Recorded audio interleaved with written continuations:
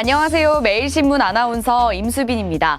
오늘의 국내외 정치 이슈 알아봅니다. 첫 번째 소식입니다. 정부가 지난달 말 집중호우로 큰 피해를 입은 북한에 수해 구호물자 지원을 전격 제의했습니다. 2일인 오늘 대한적십자사 사무총장은 전날 정부 서울청사에서 브리핑을 갖고 폭우로 큰 피해를 입은 북한 주민들에게 깊은 위로의 뜻을 전한다며 이 같은 입장을 발표했습니다.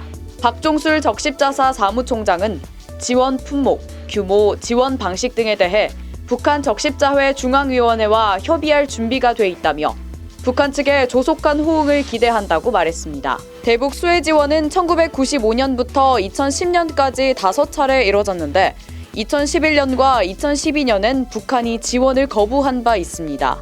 다음 소식입니다.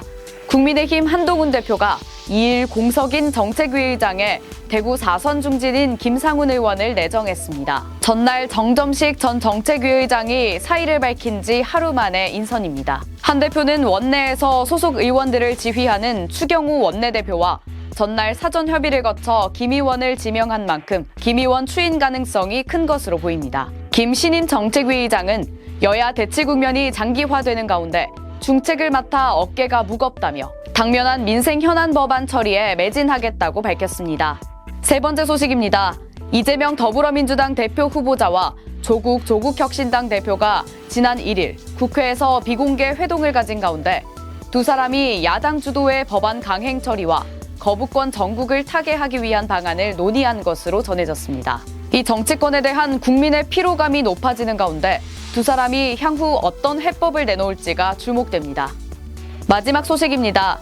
티몬 위메프에서 여행과 숙박, 항공권 환불을 받지 못한 피해 고객의 집단 분쟁 조정 신청 건수가 2,700건을 넘었습니다.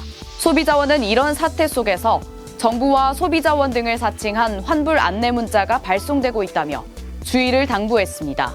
정부는 티몬 위메프의 정산기일이 다가오는 거래분을 고려하면 미정산액 규모가 계속 커질 것으로 보고 최소 5,600억 원의 유동성을 즉시 투입하기로 한 상태입니다. 지금까지 매일의 정치 이슈 임수빈이었습니다.